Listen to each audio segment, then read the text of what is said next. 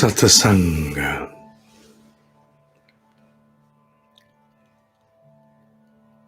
भर्तृहरि वैराग्य शतक।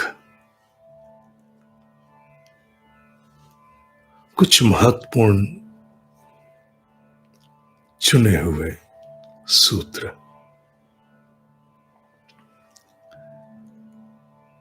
वैराग्य शतक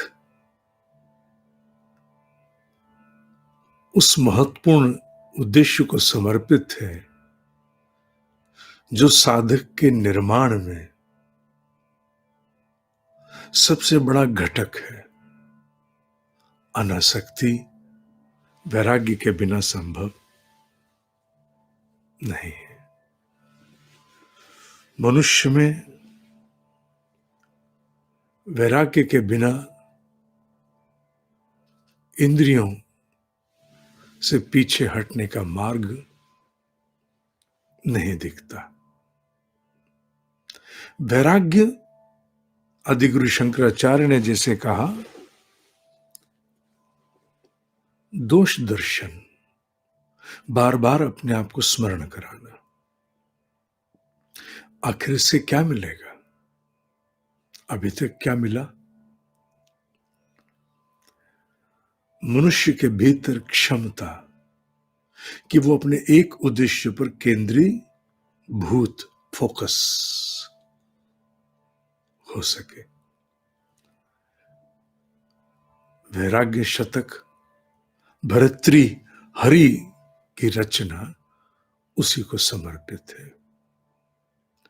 एक मोती इसमें से कहता है, शब्द इतने सरल सहज हैं कि सुनने से ही बहुत कुछ स्वयं समझ में आ जाता है। मूल है भोगान भुक्ता वयमेव भुक्ता। भोगान भुक्ता, हम सोचते हैं कि हम भोग रहे, नहीं, वयमेव, हम स्वयं भुक्ता, हम स्वयं निगल लिए गए हैं, हम स्वयं भोग दिए गए हैं। सोचकर तो ये भोगते हैं कि हम भोग रहे हैं, हम नहीं भोग रहे। क्योंकि किसी भी भोग को भोगने में आंख बंद करके कल्पना करना, किसी भोग की भी कल्पना करना, आहार से लेकर कहीं तक की खेल किसका? प्राण ऊर्जा का। निष्प्राण व्यक्ति भोग, कोई भी भोग, आहार का, विहार का, भोग सकता है? नहीं। तो भोग कौन भोग रहा है?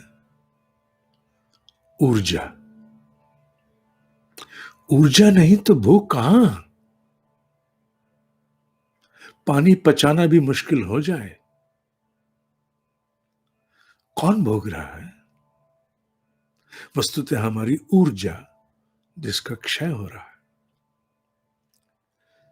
तो एक प्रकार से हम कहें, हमने भोग भोगा नहीं, भोग ने हमें भोग लिया। भोगान भुक्ता वयमेव भुक्ता। तपो न तप्तम वयमेव तप्ता। ये उनके लिए है जो केवल कठोर तप,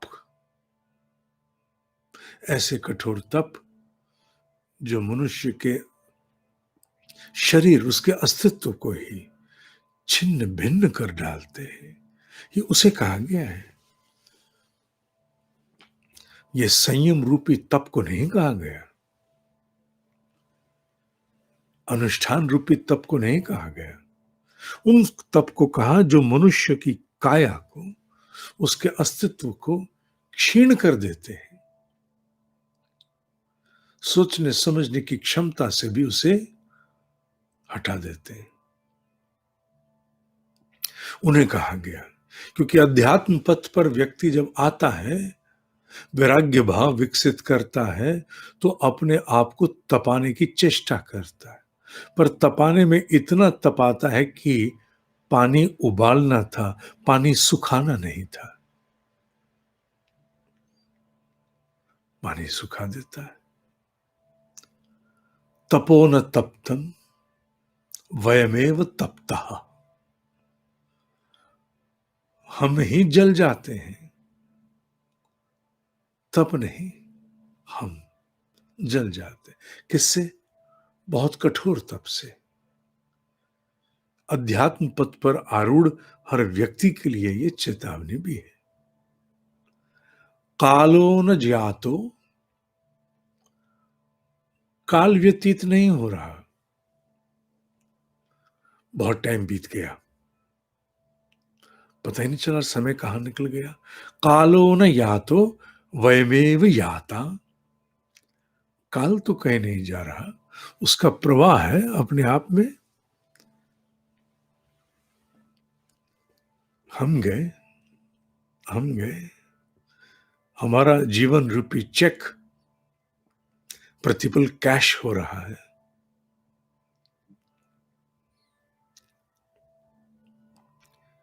उसी प्रकार तृष्णा न जीर्ण, तृष्णा तृष्णा, तृष्णाएं कभी मिटती हैं, जीर्ण होती हैं? नहीं। वयमेव जीर्ण, हम जीर्ण हो जाते हैं, हम समाप्त हो जाते हैं, हम बूढ़े हो जाते हैं। जीर्ण शब्द का यहां लेना देना एजिंग से है, बूढ़ा होने से। इच्छाएं बूढ़ी नहीं होती, इच्छाओं के लिए कहा गया अश्वत्थामा किसका प्रतीक? कामना का। इसलिए केशव ने उसे मरने नहीं दिया, कालजीवी कर दिया। इच्छा मर गई तो केशव की लीला समाप्त, इच्छा ही तो चला रही है। इसीलिए कहा तृष्णा न जीर्ण वयमेव जीर्ण, हम वृद्ध होते हैं, हमारा क्षय होता है, इच्छाओं का नहीं। इच्छाओं की तीव्रता, इंटेंसिटी बनी रहती।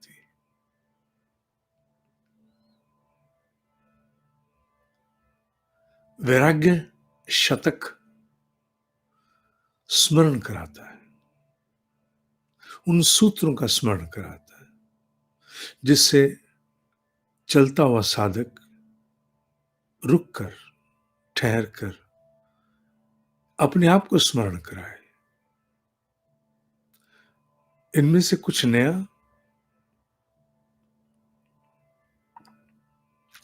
अध्यात्म में जानने योग्य उतना नहीं जितना अपने आप को स्मरण करा के दृढ़ भूमि करना होता है। माया के प्रभाव से हम सभी, मैं पहले आप बाद में, बड़ी जल्दी विस्मृति हो जाती है, भूल जाते हैं, दिमाग से उतर जाता है। क्यों उतरता है? प्रभाव माया का है। ऐसे में इस प्रकार के सत्संग, इस प्रकार के वैराग्य के सूत्र का स्मरण फिर से खूंटे की ओर ले आता है। साधना अपनी गति बनाए रखती है।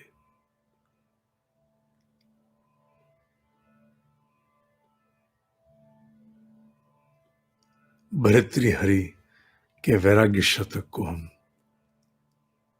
चुने हुए मोती इसी प्रकार आगे चलाते रहेंगे। इस पर चेष्टा है, लेख साथ साथ प्रकाशित होते रहें।